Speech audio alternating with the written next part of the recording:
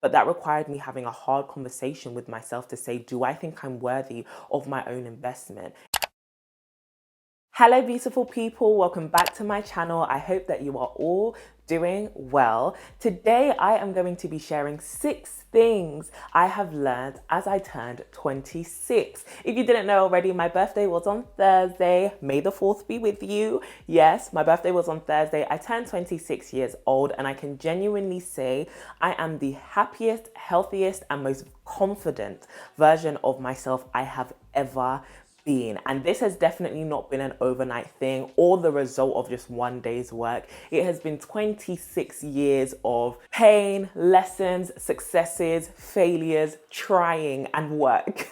And I wanted to come and share these 6 things which hopefully can help guide you or direct you as you try to build the life that you want as well. Thank you all so much for the birthday love, especially over on Instagram. If you aren't following me there, then you didn't get to see the birthday looks, but don't worry, I'll insert it here. But if you do want to keep up with me, follow me on Instagram so you can see the day-to-day behind the scenes of me living my best life, investing in my wellness, my growth, and my development, and building a community of women around the world who are doing the same. So the first thing is invest in yourself, your dreams, and your future. I have always been the sort of person who knew what kind of life I wanted to lead. Being a person of vision is really important. I know the vision I have for my future. I've prayed into it. I know what I desire to see for my life. And whilst I do think it's healthy to not be too attached to prospective visions that you have and things that could happen, I do think having a vision for your life directs the way that you build and the things that you do and the way that you act and your character development in any way and the steps that you take. So for me, knowing what dreams I have and knowing what I want my future to look like has helped me to kind of reverse engineer my behavior and this, like I said, the work that I do for myself and in myself and when it comes to my career. But when it comes down to it, you can have a vision, but if you're not willing to invest in building it, you basically just have a dream. Like you just have, something that's nice. It's a nice image. It's a nice fairy tale, but is it actually going to manifest here on earth if you don't put some work behind your faith?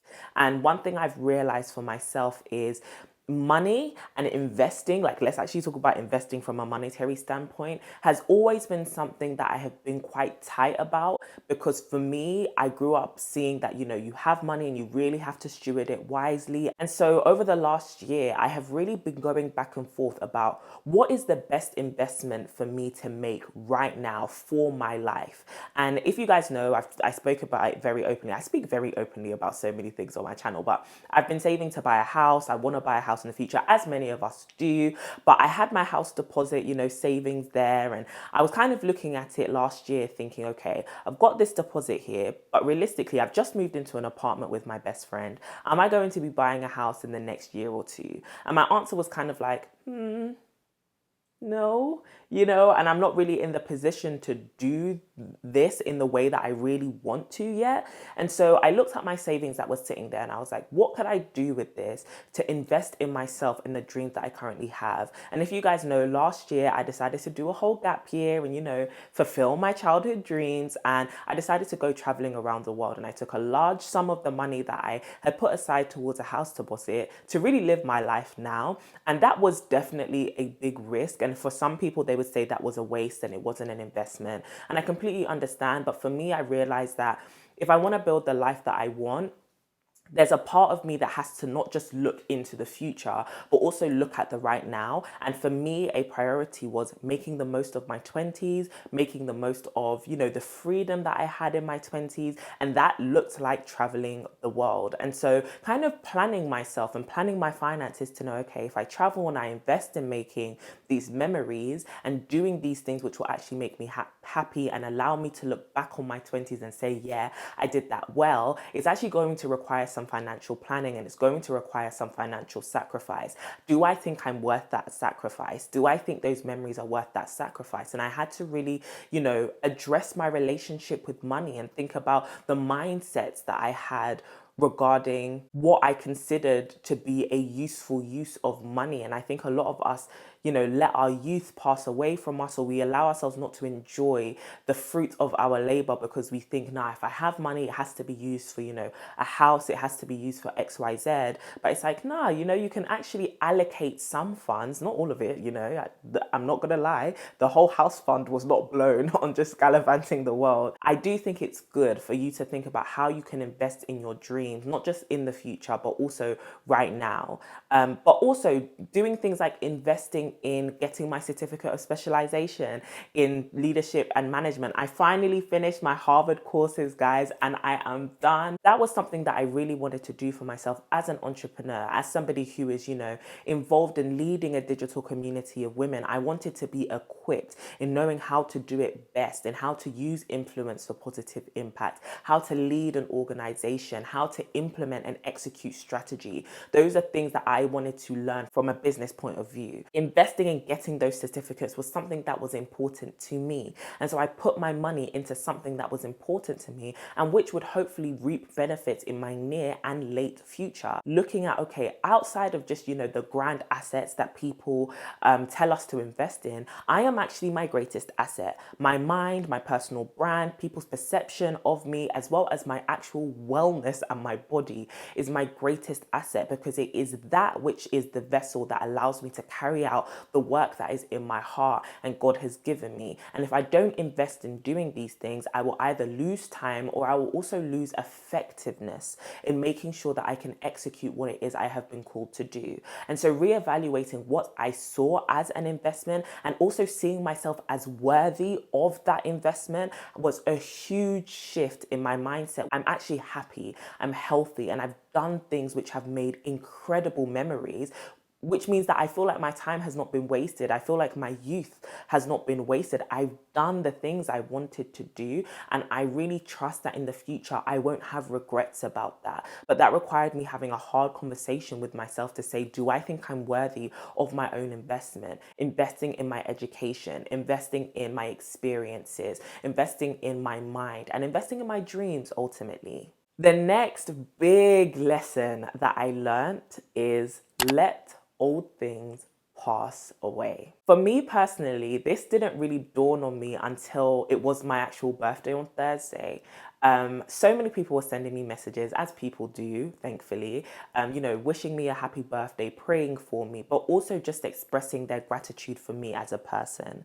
And one thing that I really wanted to be intentional about over the last year of my life was just becoming better, like actually having a better reputation and actually being somebody who was of benefit to people's lives, somebody who was in people's lives and making a positive impact by being there, being present. I want people to be better off for knowing me, not just because of, who I am. And your girl got verified on Instagram in the last year, which was great, but not because of those kind of things, like a networking thing, but actually because to be friends with me comes with wisdom or comfort or laughter or enjoyment. I want to be a positive presence in people's lives. I want to be a blessing.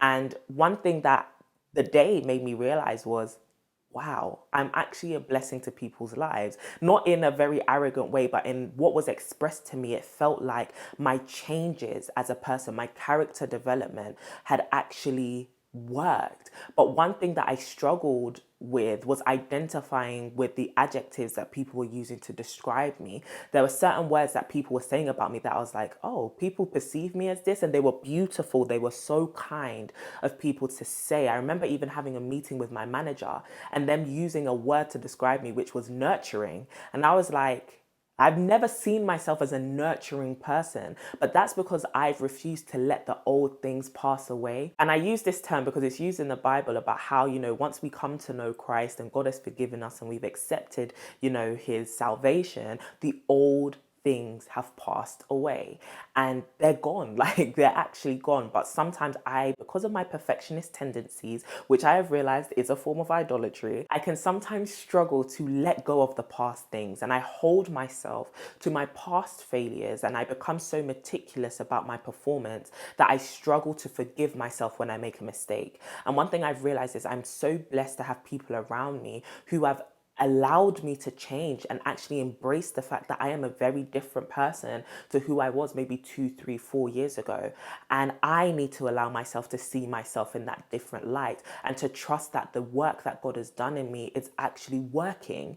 But sometimes I hold myself to the past so much that I even struggle to trust that the goals I pen down can be achieved because I do not believe I am being transformed. But people can recognize the transformation. So one of the biggest things I have learned is recognize the transformation that is happening in you, run with it, move closer towards the person you actually want to be, and recognize when you are becoming that person and take the compliments, but also give yourself, moments to reflect that say, actually, I have changed. I am changing. And because of that, I need to let the past pass away. I need to let old things go. I'm not the person who I used to be, and I shouldn't see myself in that light anymore. Yes, I made mistakes, but also I've been working on dealing with the consequences and rebuilding the relationships and saying goodbye to the things that I lost because of my bad character. But now that that is done, I need to press on. I need to move forward and I need to change. And that requires hopefulness, but that requires a degree of forgiving yourself and really waving goodbye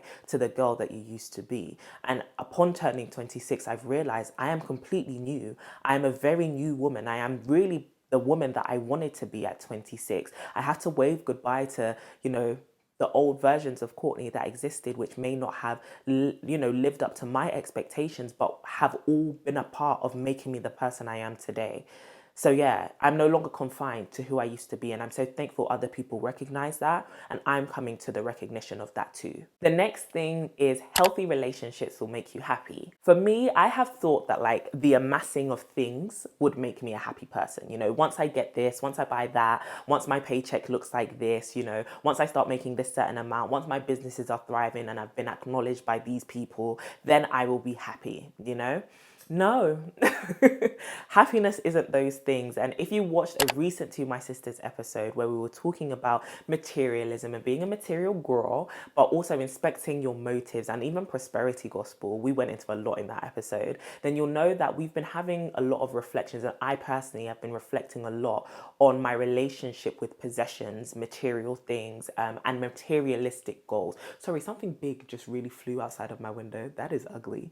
I've been really investigating my relationship and how much hope I put in these things and how much to an extent they have become idols and things I have put my identity in and choose to worship with my time, my energy, and even my thoughts. And one thing I've realized is the thing that has brought me the most joy has not been how much I have made, especially as I have really worked intentionally on rebuilding my relationship with work, to really divesting from toxic hustle culture and thinking about what does hard work mean and what is my measure of my output. But one thing I have come to realize is that more money doesn't necessarily mean more happiness. And I know it's something that a lot of people say, but those things that it's like people say it, but you really need to deep it. You really need to come to the revelation yourself. I have come to the enlightenment to the fact that to have more doesn't necessarily mean you will be more happy. And it's because like this year I've been quite intentional about like not buying as many clothes and kind of just, appreciating the things that I have, appreciating the space that I have. And with this cost of living crisis, let's not act like it's all deep.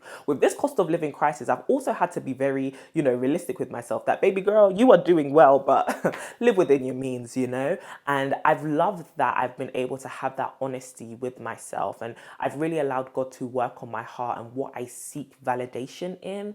But it's meant that I've had time and energy, which I've taken from, working really hard, or get too hard, like too pushing myself in a toxic way, and rechanneling that energy towards relationships and the people in my life who I actually care about. And one thing that my birthday made me realize is I am so thankful for the relationships I have in my life, that I have people around me who I can go to for advice, people around me who I can go to just laugh with, to be in the presence of, to commune with, people who are in my life who I genuinely love and who aren't just there as pawns to make career moves, It's actually genuine relationship. And it has made me so happy to have built a community around me who I can cherish and who cherish me. And obviously with the book coming out this year, in 2025 was the year I became an author, and like entering into 26 and being someone who, talks a lot about women's relationships and the communities that they have in their lives, I have realized just how valuable having community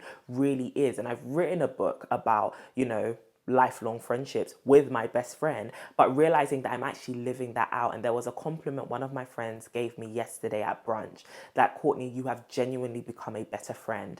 And that sat so, like, it warmed my heart so much, because it was one of my biggest goals and something I've worked on intentionally for the last 2 years. And if you watched a To My Sisters episode and podcast episode, which I did with my sister, my biological sister, you would know how much our relationship has improved with intentional effort. And genuinely, it has brought me so much happiness to know I am a blessing in people's lives. I don't think you understand. I never want to be somebody who brings misery.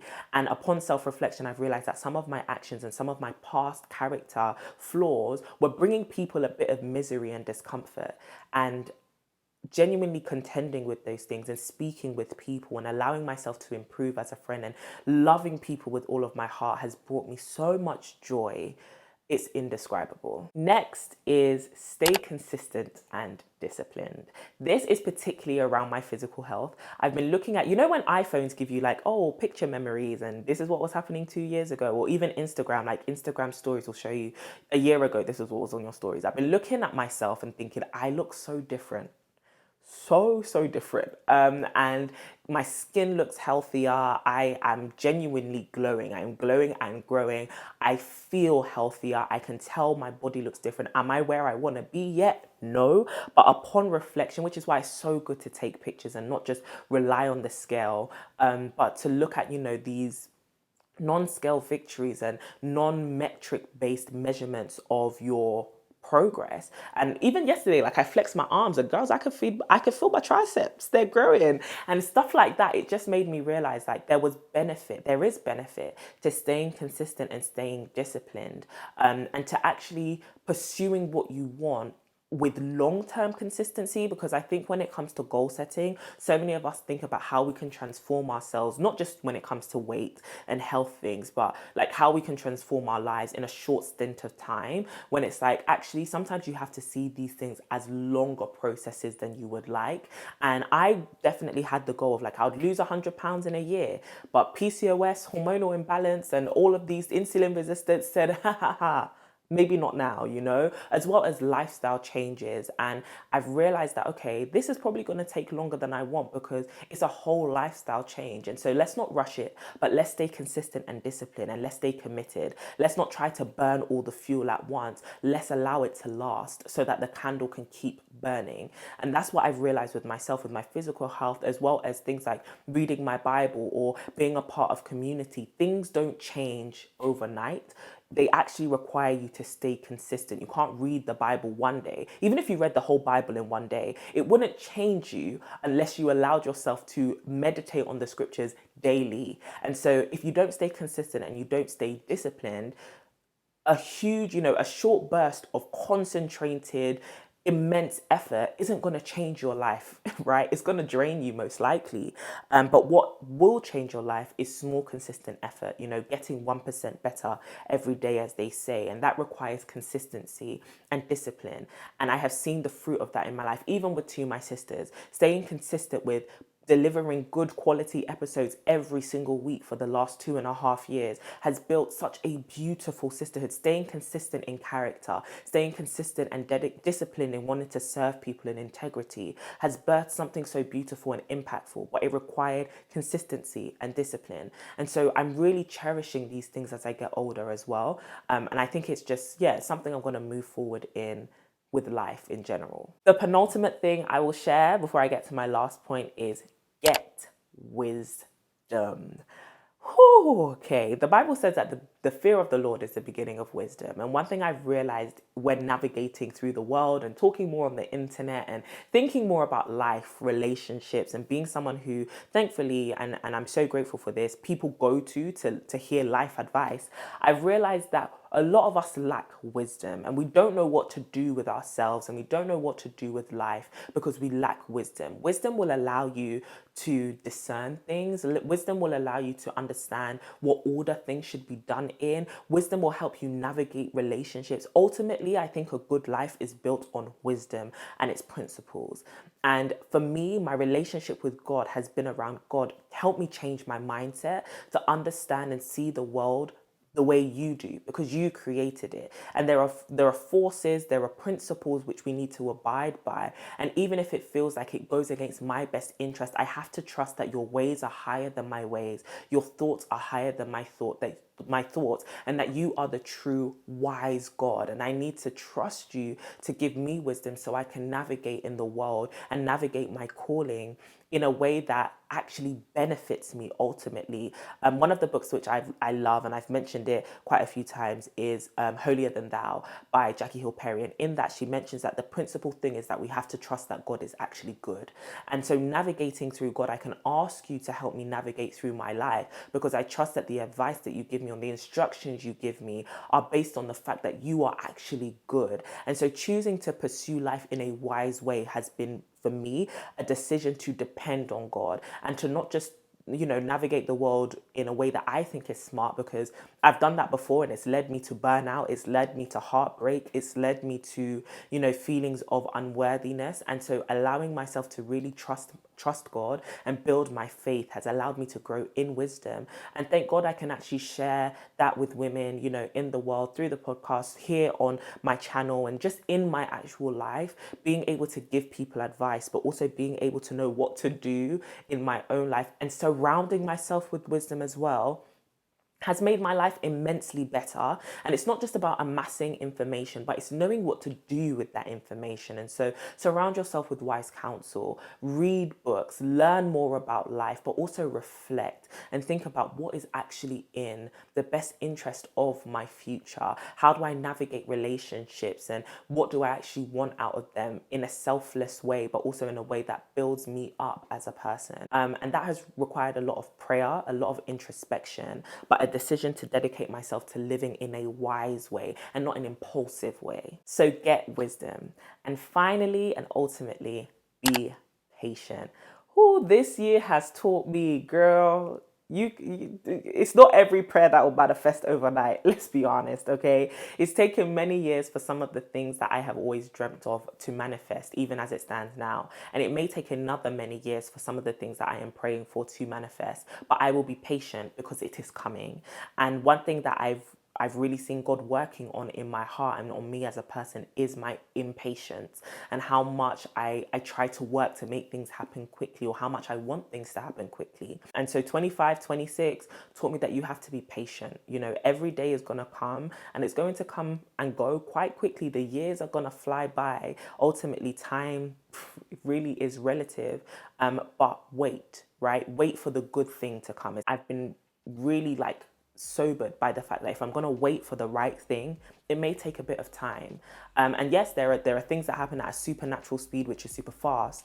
But one of the fruits of the Spirit is patience, and being able to wait, and being able to value delayed gratification, but also what happens in that waiting period, the character development that happens, the wisdom that is acquired, the faith that is displayed is also beautiful. And that part of the process shouldn't be skipped over because we want to rush to the results. And so 26 is going to be full of so many beautiful things for me. I trust God for it. And I can't wait to share more of that journey with you. I hope that these lessons were actually helpful. And if you have more lessons, maybe we are age mates and you want to share some of the things you've also learned, as it is, it has been your birthday, or whatever your birthday reflections are. Because I know there are so many people who are born on May the 4th, born in May in general. But if you want to share anything in this video that actually helped you, I would want to hear it down below. So share that with me. Please make sure that you subscribe, like this video, and I will talk to you very, very soon. As always, stay beautiful and stay blessed. Mwah.